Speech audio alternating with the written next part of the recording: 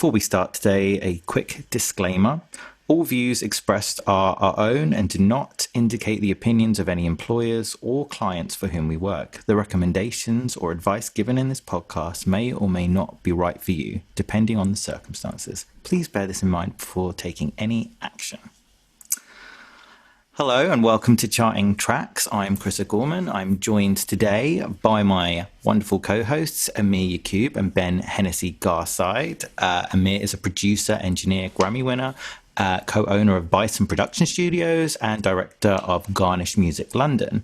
Ben is a highly esteemed voice coach, multi-instrumentalist, composer and producer, is a music lecturer at Leeds Conservatoire, where he teaches on the popular music course, and has also been an A&R scout. I'm Chris. I'm a digital marketing strategist. I was formerly head of digital at Capitol Records UK and a digital manager at Sony Music.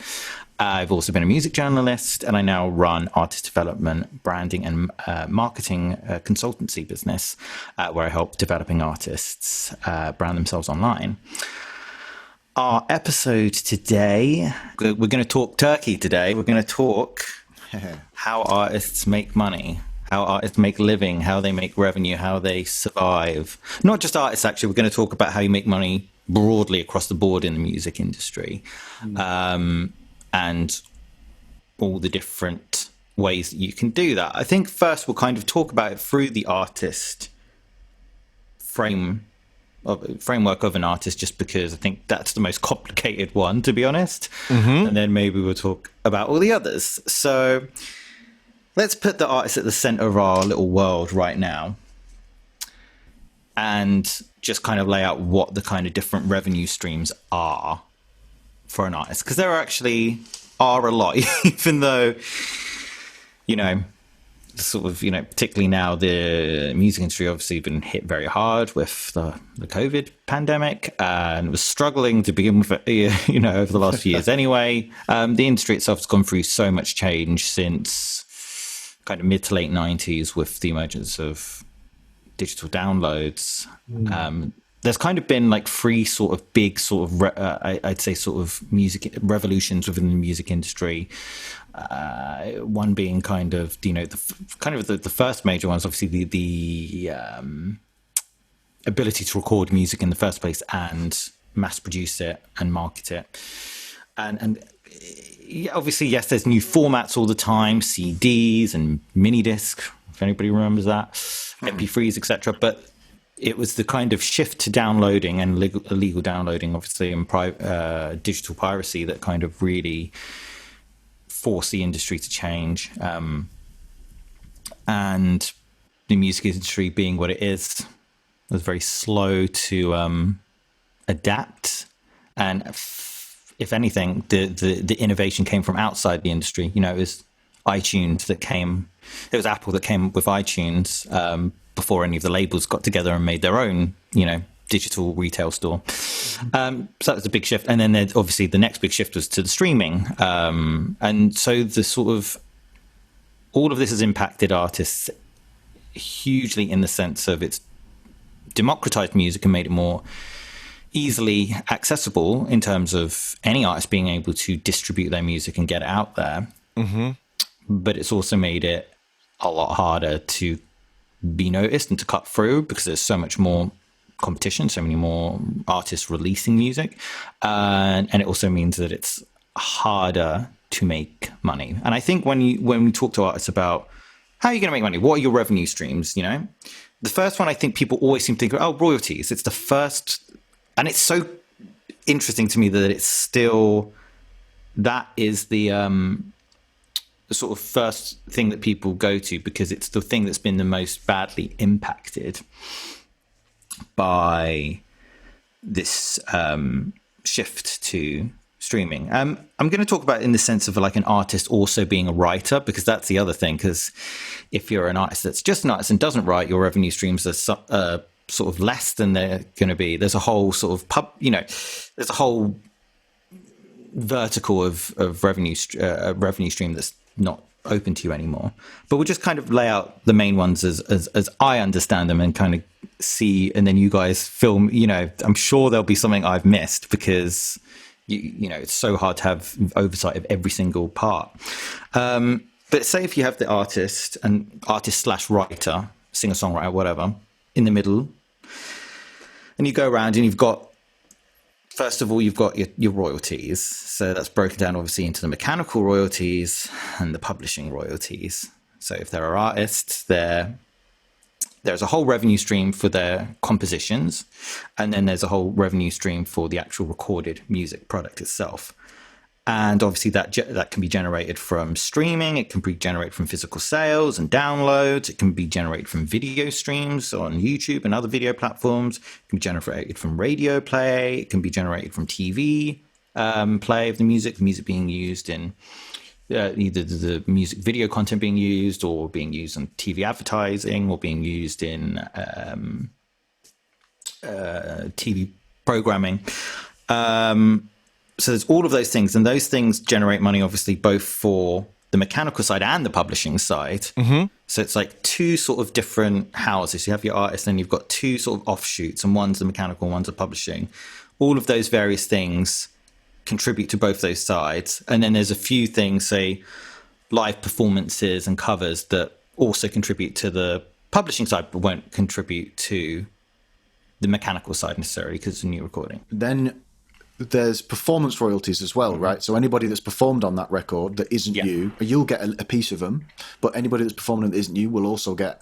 And that's a key thing to point out, actually, because the term performance royalty can be a bit confusing, because you think performance royalty and people think, oh, so when I perform it on stage, I'm like, well, yes, there is that for the publishing side. That's the song. There's also a performance on a recording. On a recording. What as in if you're a musician or something like that. Yeah. So, you know, and again, it all depends on deals, right? Because if you do a deal with a session musician, they might sign away the right to receive that royalty, or they might not.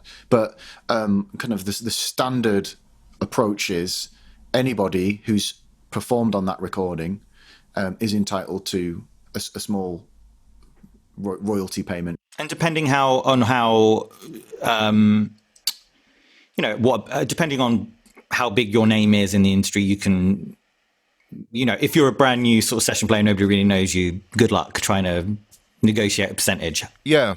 If you're much more established, if you're, you know, a sort of name where it's like, you know, you've been in the industry a hot minute, and you're, you know, you have sort of leverage and you have sort of collateral that you bring, and they really want you on that. You can negotiate. You'll be more likely to be able to negotiate a percentage point.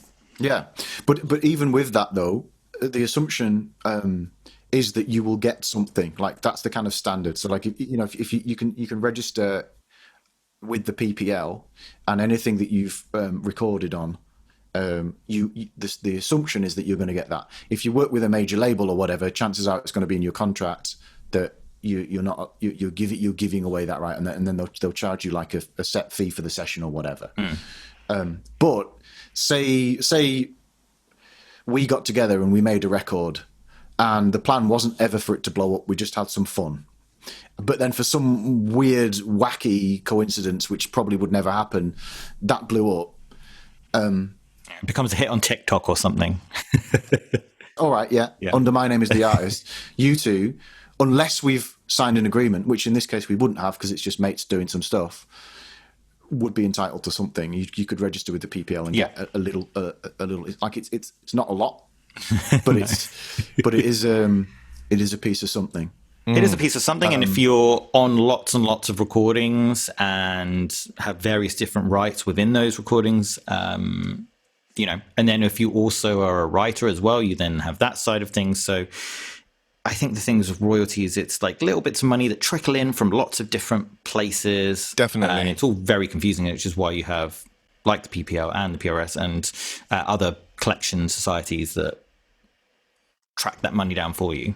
The PPL is, I think, Phonographic Performance Limited. Yeah, or something. That's right. That's the performers on the records royalty. Yeah, and then PRS is Performing Rights Society. Yeah. So if any recording is performed in public, then whoever's written the song Yeah. or composed the music will receive their royalty through the PRS. In theory, like, you know. Yeah, and the publisher. So if you're like a Diane Warren type writer who doesn't appear physically on the recording, but wrote the song, wrote the harmony, the melody, and the lyrics of the song, her and her publisher get their share of the. Yeah. Yeah, exactly. Unless you've signed those rights away. Yeah. Which is also a thing that can happen. You know, like, so you've got a massive artist, the writers on the record may well sign away a portion or all, maybe even, of their publishing. Absolutely, yeah.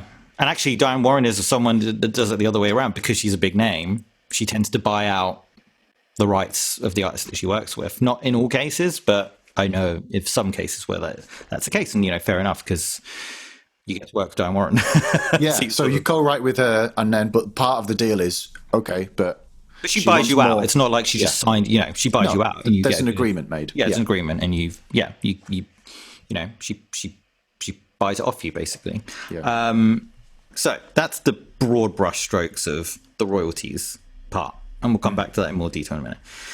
Then there's the sort of touring side, obviously. So the actual, you know, putting on a tour, selling tickets for your tour, going out there and bringing your live act to an audience. And that's obviously the bit that kind of has, you know, I think a lot of people think it's the most profitable side of the music industry. That sometimes it's the case, sometimes it's not. If you're an artist like Ed Sheeran, it can be extremely profitable because your stage setup is you and a guitar and a stool and a bottle of water. So you're probably going to make a good, and you're charging, I know you're charging a lot for the tickets. So, you know, if you're charging minimum of sort of 70 quid a ticket, you know, you're probably going to make a good margin on that. If you're Lady Gaga and you're putting on this huge extravaganza, actually, and I know a lot of the times Gaga's ended up in the red on a tour and then tops it up with her own money because she wants it to be an extravaganza. So there's touring, which can or cannot be profitable. Sometimes it's more you're touring to promote the album to you know promote your other ventures. There's obviously merch that goes along with touring, but then merch obviously sales online as well, and that is probably the highest margin revenue stream. Obviously, you know, you think at the moment, actually, you know, we'll come back in a little bit more detail on that, but generally speaking, you know, the cost of an art, like how much, when you've been to a gig, how much are you paying for an artist t-shirt or program?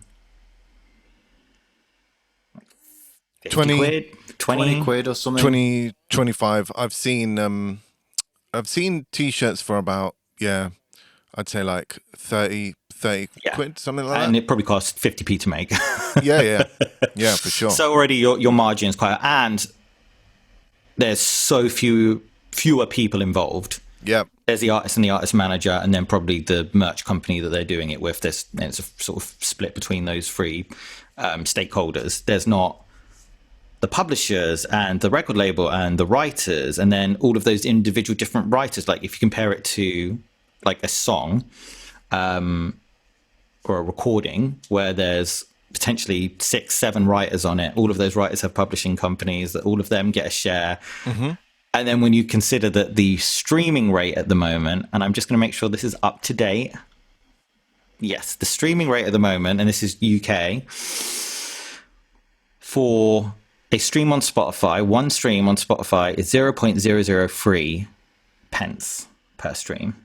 And so how many streams do I need to have to afford a cup of coffee? Let's say you've got 1,000 streams. What's that? I mean, yeah, maybe 1,000 streams, £3.44. That can get you coffee, I think. Big money, yeah. 0.003. 0.003. That's on Spotify. It you know, it's slightly different on different platforms. Apple Music pay about a little bit more. Tidal pay a fair bit more. I think they're 0.0010. No, sorry, what would they be? 0.010. .010. Yeah. Deezer, I think, is broadly in line. Most of them are in line. YouTube actually pays less, it's 0.002, and SoundCloud is the least. We're at 0.001. Wow. That's just the streaming platforms, man. obviously. Because in addition to that, then there's like I the thing is, I know this, and every time I hear it, I'm faced with the reality that this has to be split how many ways?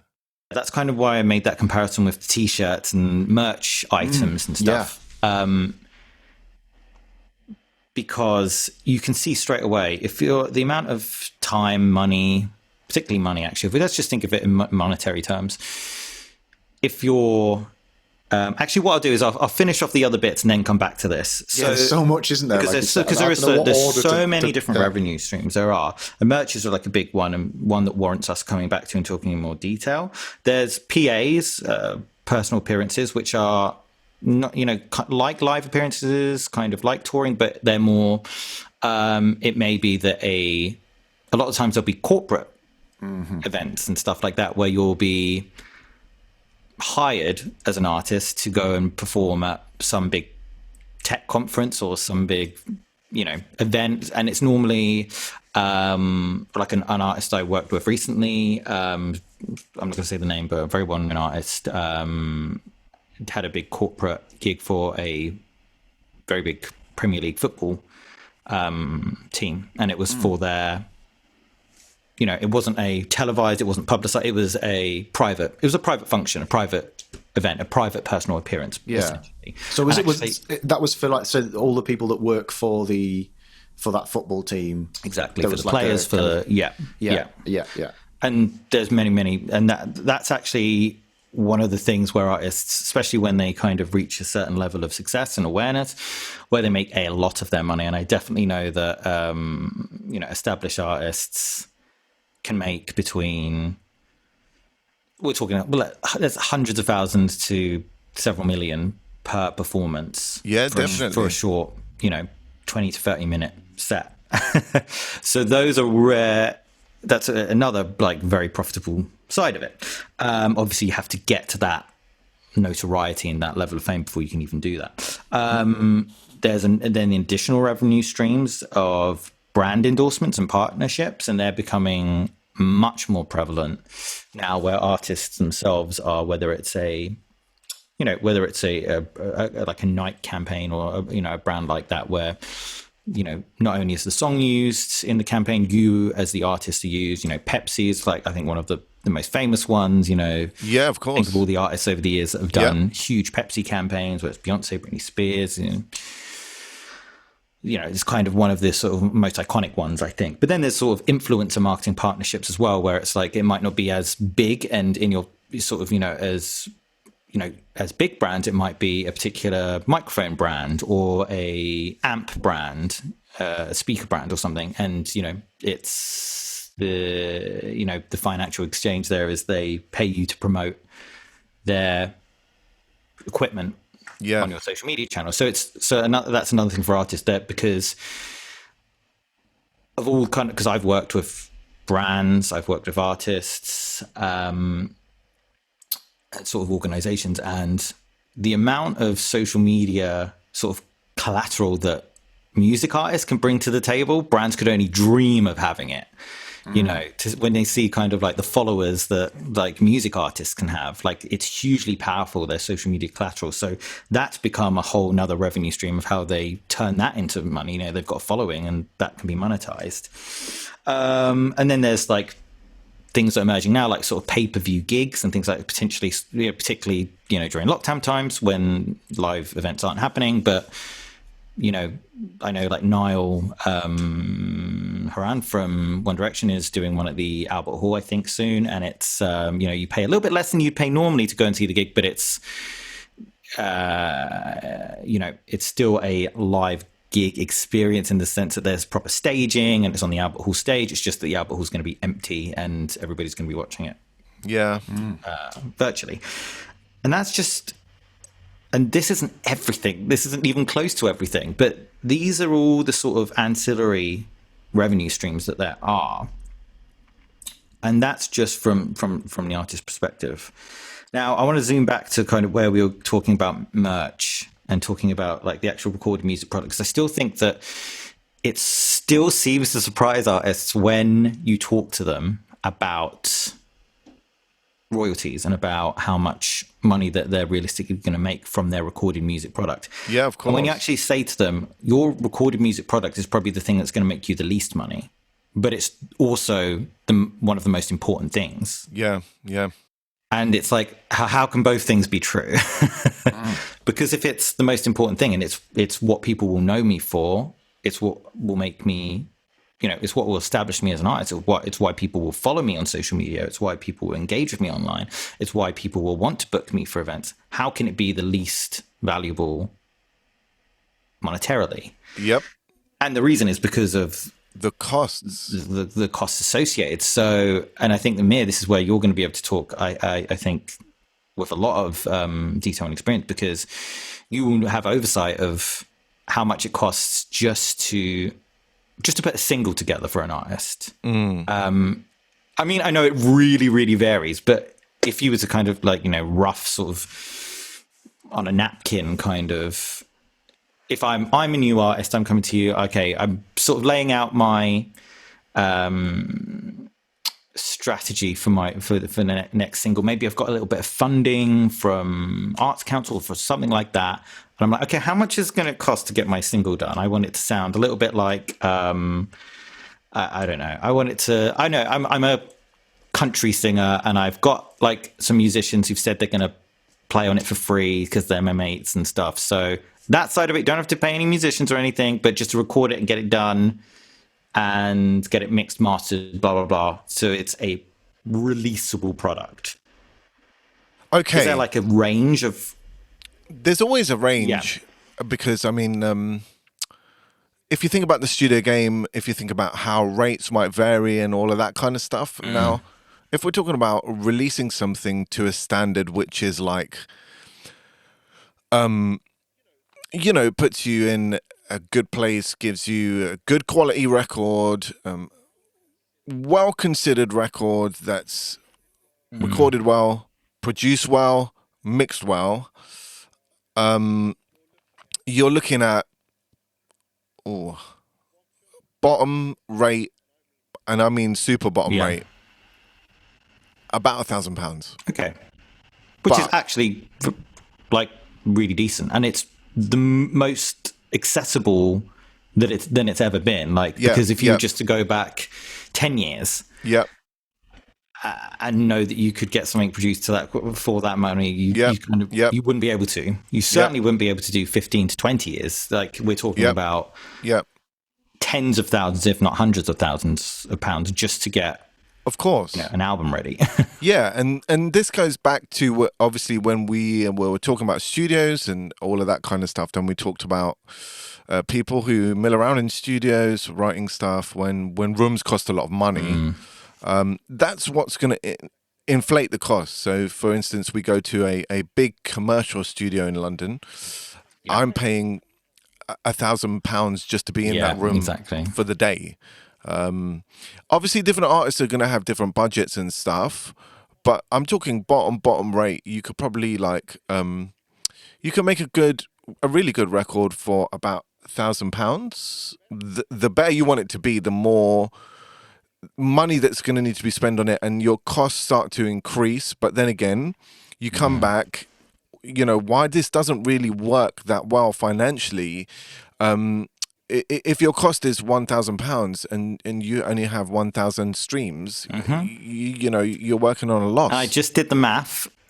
I say I just did the math. I didn't. I used a calculator. So for that £1,000 investment, and it is an investment, and the reason, and that's why I want to sort of come back to that and really point out that the value you have to invest in your product and in your craft, but know that the money isn't going to come in straight away from there. But you're investing in your career, investing in your future. Because, and this is the thing that I come up with a lot with particularly with independent artists. They think, but I need to be making that money back right away. And it's like, you're not going to. And if you think you're going to, you're going to have a rude awakening. Just say that right now. Yeah. Because if you can think of it in this way and just go, I know that I'm investing in my future, and I know that later down the line, I'm going to be able to monetize all of this, and it's going to. So having this, single that's kind of got a lot of buzz about it, having this album or EP that's got loads of buzz on it online, it's got some decent streams, not loads and loads, but got decent streams, and it means that booking agents are interested in me. It means that I've got a good social media following, and some brands want to work with me. You're going to monetize that later down the line across the board via different ancillary revenue streams, but it's not all the pressure basically doesn't have to be put on just your streaming and an airplay and on your royalties basically, because to make that initial £1,000 back that we just said of your recording and mastering costs, you have to have 300,000 streams. So, and that's not ridiculously hard to achieve. It can be done. Lots of artists have well in excess of that. So, okay, but that's just to break even. Yep. You have to have 300,000 streams on Spotify. We're using Spotify as the sort of example here because it's the market leader in streaming. Okay, so to get those 300,000 streams, I need to be doing some marketing and I need to be doing some promotion. So I need to spend more money on that. So already you're adding more money to get those streams up. So now you need to make even more streams to be able to pay that back. And and that was on the assumption there's no session fees to pay. Exactly. Well, that's on the assumption there's no sessions. I managed to get musicians to play on it for free or to play on it for their royalties. So I'm not going to give you an upfront fee, but you're going to get your royalties. But then I'm having to share the royalties. So yeah. Back. So okay, so now I'm splitting that money. And then if you have a publisher, you're splitting that money. If you have a co-writer, if I've written that song with another writer, I'm splitting 50% of that with them. And so you've got a low margin product to begin with, and you're splitting it all these different ways. There's all these different people that are feeding at the trough to get their share. Yeah. And there's no margin on it. Whereas you compare that with merch, and there's maybe 2 or 3 people involved, the margin on it is way higher, and that financial outlay is all way less. Mm-hmm. So already you have a vastly more profitable product. However, if you're an artist that doesn't have any recorded music, it's going to be very hard. It's going to be very hard to build a name for yourself. It's going to be very hard to get to the point where somebody wants to buy your merch, where somebody wants to go and see you on tour and to pay for a ticket to come and see you. There are exceptions, but obviously there are kind of artists that are. It's all about the live experience, and in a way that could almost be a sort of strategy where the only way you can hear me is in person, is live. Very difficult to do, and even more difficult to do now, considering venues can't open. But yeah, but the sort of right. That's kind of one of the things you'll need. Well, yeah. So you can't do anything now. Well, so yeah. Basically, to be able to do all of the other things later on in your career, which are going to make the money and going to be the sustainable business model elements, you still need to make your music in the first place, because that's the whole point of doing this. Yeah. So, and it's funny because when I've worked with artists and artist managers, I'll give you like a little example of a typical conversation with an artist or an artist manager that's, maybe a little bit more naive to how the whole industry works. They'll be talking about, say, doing a marketing campaign or a promotional campaign and how much advertising they might spend, or, rates for hiring a PR person, rates for hiring a digital or social media person, rates for hiring a radio plugger or a playlist plugger. And, you kind of sort of, you cost it up for them and say, like, broadly, this is how much they're going to charge. This is how much you'd need to pay on advertising to reach this many streams. And then they're sort of like, oh, but what's my return on investment there? And I'm like, return on investment? Are you joking? Because like The answer is nothing. Because you're not making that money back. Are you mad? You're not going to make that money back. You're just not, because of what we've just discussed, because of the margins on it. You literally aren't. And when you sort of have this conversation with artists, and less so with managers, because obviously they're a bit more, tend to be more business focused. But there's a sort of sinking feeling moment when they're like, oh. But once you get past that and deal with that, then actually you can put together a proper roadmap, because it's almost like thinking that actually maybe it's the first 3, 4, 5, 6 releases you put out are going to be money losers. Mm-hmm. But you're investing in your brand, you're investing in your artist catalog, you're investing in your artist identity and your brand presence, and you're building up a fan base, and you're investing in building up that fan base. And you can't do it without the music. The music is the most important part, even though it's not the part that's going to necessarily be bringing in the money. Yeah, it's almost like it's all marketing spend, isn't it? It's like you'll get a bit back, but if you're relying on that for anything, well, no, you shouldn't be. It's all marketing spend, basically. You should be pumping it back into your. That's the thing, because say you've done you've got your 300,000 streams. I'm the new artist. I've done my 3,000 streams. So I've made the money back that I paid to have the product made in the first place. So I've paid that back. Okay. So now I'm making some money back from it. Okay. So another 3,000. So say another 300. So I'm at 600,000 streams now. Okay. So that's another grant. Maybe I can hire a radio plug, not a radio plug, because that's probably too early. Maybe I can hire someone to do a bit of PR, someone to do a bit of playlist plugging to get me on some more playlists and start getting even more streams from that. But 600,000, that's more than 500,000 streams. Yeah. It's a lot that you're having to get to. £2,000. Yeah. Mm-hmm. Yeah, and you're already £1,000 in the red before that's even started. So it's actually £1,000. You're starting out at a loss. And the catch-22 here is, if you have great marketing and you can bring on pluggers and stuff like that, that would help you with the streams.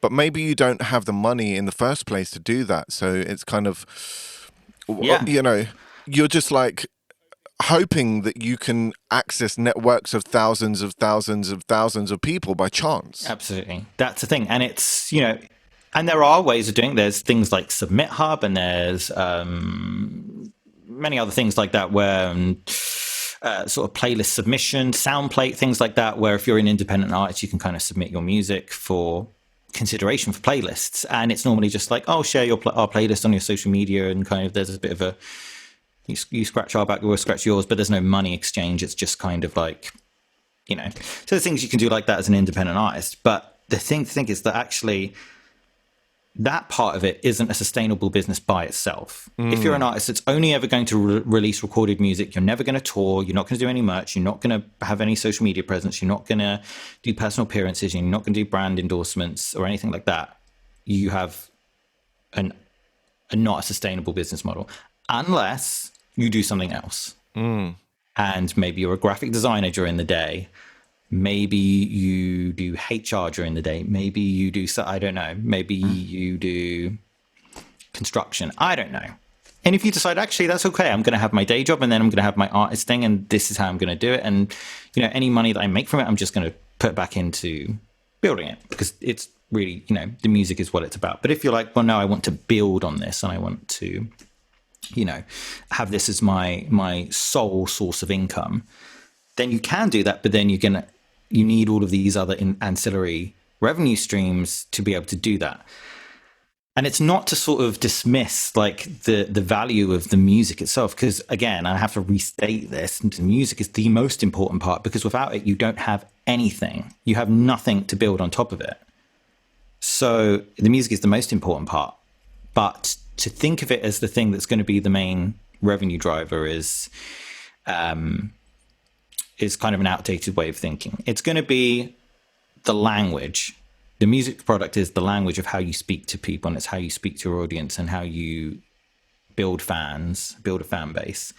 And then from that fan base, as you're building it and putting out more music and putting out more, I hate to call it content, but in a way, it's almost like, think of it, because it sort of sounds really dismissive of music and what it is. Say, oh, content, like I'm just putting out a little video. Because it's not. Obviously, it's far more meaningful than that, and it's, far more emotional than that. But just to take your artist hat off for a second and put your business hat on, you go, okay, well, let's think of it as content. Then I have to invest, and brands do this. They invest in their content, and that, they'll spend, consumer brands spend hundreds of thousands of pounds generating content for social media, for advertising, etc. That doesn't necessarily make the money back straight away, but it has a beneficial lift to how many trainers they sell, etc. So eventually it comes back in. So the music content, and it sticks in my throat to even call it that. It really does. But let's just for now, we're just going to call it that. So the music content is what you're using to build your fan base and to base your entire career upon. Then you bring that to a live setting. You bring it to your social media presence. You start building your social media following, and then all of these other ancillary revenue streams start to become open to you. So people like you and kind of want to show off that they like you. Maybe you're an artist that they've discovered that their friend doesn't know about. So yeah, maybe I do want a merch item from them. Maybe I do want, a artist branded face mask now because yeah, of course, because we're in the era of COVID. Yeah. So then you start being able to tap into those. Then you start being able to tap into touring and personal appearances. And as you get bigger and bigger, then the brands start coming around. So, for example, Sam Smith on their sort of second single was already getting interest from brands to have endorsements. And it was probably too early at that stage because, you want to have a bit of, kind of want to have a bit of sort of, not credibility, but you don't want to appear like you're sort of in bed with big brands straight away. But certainly later down the line in your career, that becomes something that absolutely is going to be a core part of what you do. So that's broadly how I see it. And then obviously, in addition to, so this is just through the artist spectrum. Now, if you're just not just a writer, but if being a songwriter is your main thing, it's sort of simplified, but then it's also, there's less options open to you. So you only have the royalties from the songs, but then, you don't have as much cost associated. So when you don't have to go out and go on tour and then pay for the buses and pay for the venues and pay for the musicians, but you have less financial outlay as well. So then, or if you're a producer as well, you have the cost of all of your productions, equipment, you have the cost of your studio, that, your time as a producer as well, because there's a value on your time.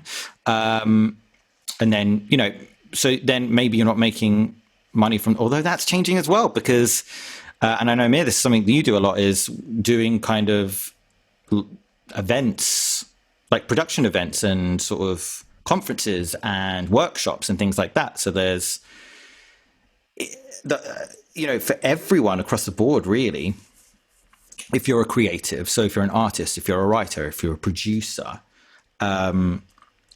you're having to expand the ways that you can bring in revenue because it's so reliant on those royalty, on that royalty model.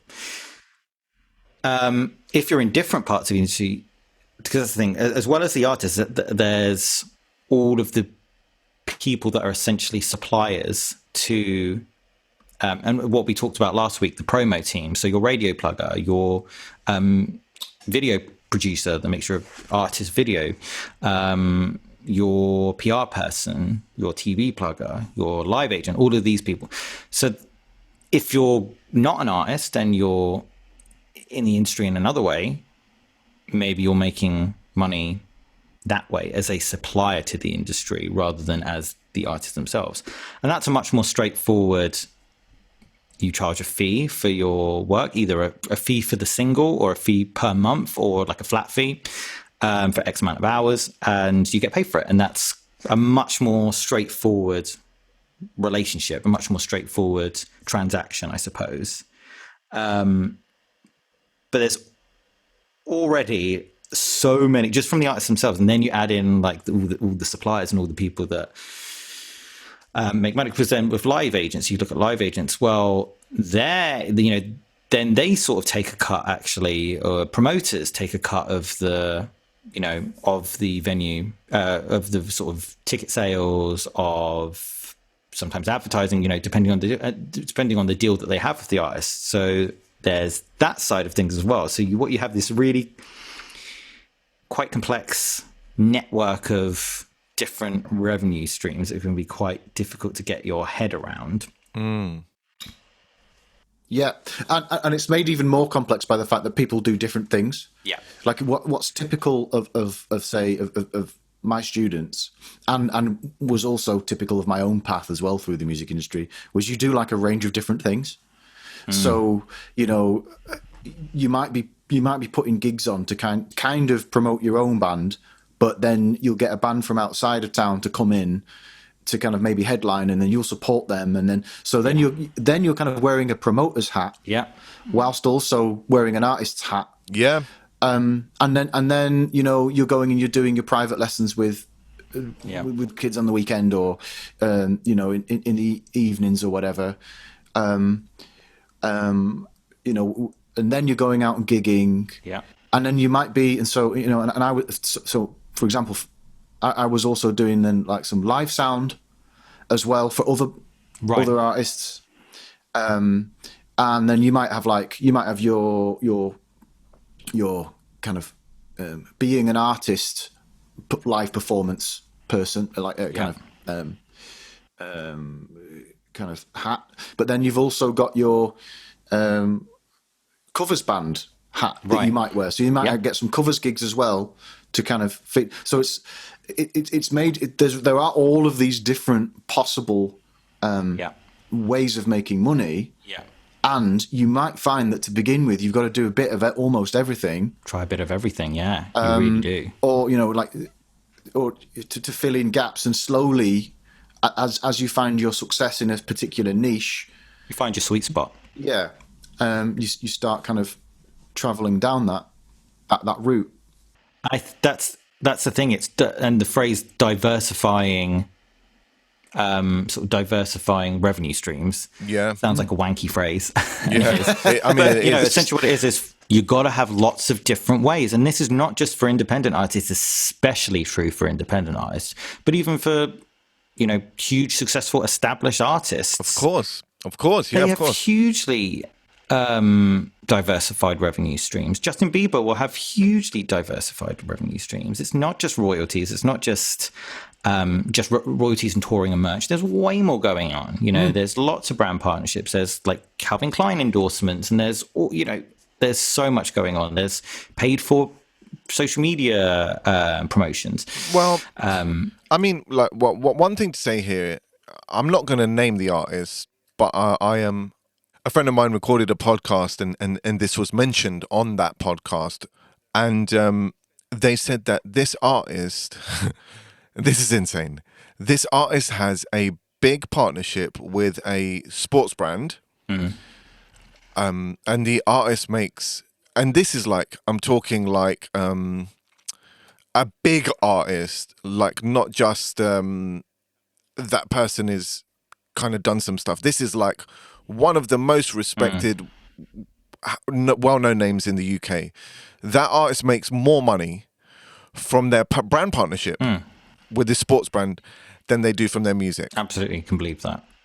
100% can believe that. And this is like, this person has been like at number one album, number one single, all of that. Huge sellout tours, lots of merch as well, all of those things. Yeah. It's hard to track that back though, because they wouldn't have that brand partnership without the music though. Of course they wouldn't. No way. It's kind of where does it kind of begin and end, And the other thing is, like, some people will even like you were talking earlier, but even like at a really high level, will step outside of the music industry.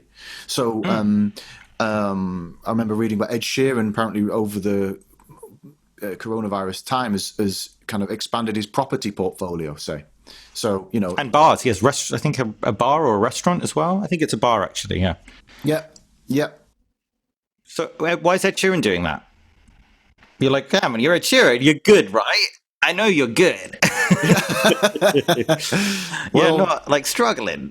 yeah, but again, But it's diversifying income streams. also you have to keep the machine going, because that's the thing. Because you think, oh, you can just rest on your laurels now. But okay, Ed Sheeran has management to pay, Yep, has it all lots costs of people money. on staff to pay. It becomes a business, and the business then has salaries.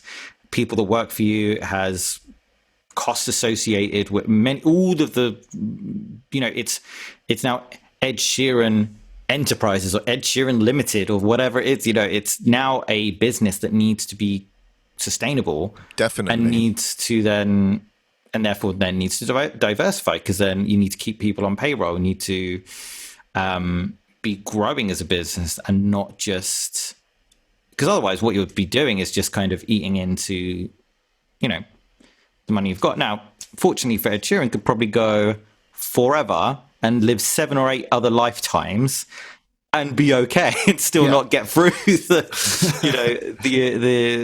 the capital that's been accumulated. Yeah.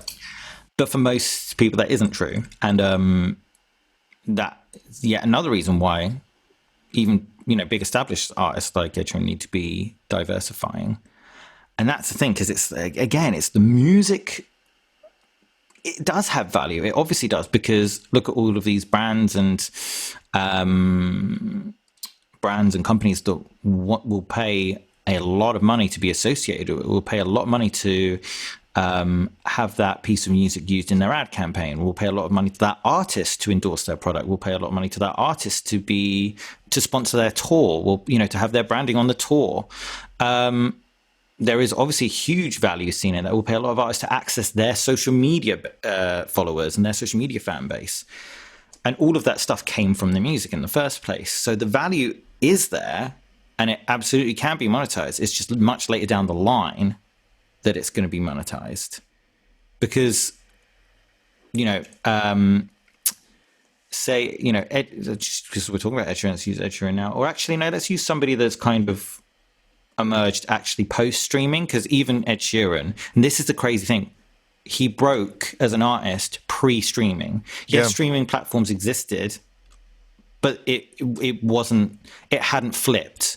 Downloads, it was still kind of about downloads and about chasing that iTunes position, and physical sales, but it flipped in sort of 2014, 15 to streaming taking over. So if you think of an artist that's actually broken since then, maybe Cardi B is a good example, somebody that's a huge name now, a huge, and is one of the ones that's broken post streaming. Yeah.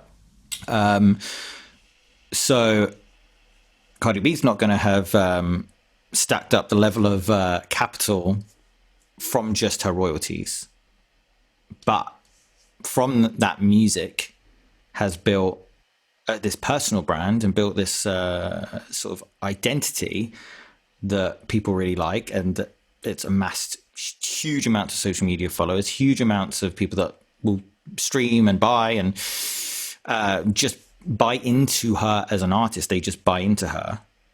Yes, the music was the thing that got them there, because that's what they love, but it doesn't stop at the music. It's then, okay, but now I want one of their merch items. Now I want to see them live. Now I want an experience where I'm, and now I like them so much. If they're wearing something, they're wearing a jacket, I want that same jacket. Or if they got a handbag, I want that same handbag, But she's a good example, actually, of somebody who has very quickly, because normally kind of look at the sort of trajectory of an artist and they spend, the first kind of 2, 3, 4 years building up a fan base, they'll have a moment where they sort of break, what we call breaking an artist, when they reach critical mass, and, that normally translate in chart success, official charts, historically, streaming charts now, and then it's quite a long way down the line before they start doing brand endorsements and stuff like that. That is dramatically shortened because the artists need to eat. Thanks for listening to Charting Tracks. We'll be back next week with part 2 of this episode, Making a Living in Music. Until then, you can check out the rest of our episodes on Spotify, Apple, YouTube, or wherever you get your podcast. Just search for Charting Tracks. You can follow us on Twitter, Instagram, Facebook, and YouTube at Charting Tracks. Please feel free to message us with any of your questions or feedback. Until next week, thanks for listening and watching.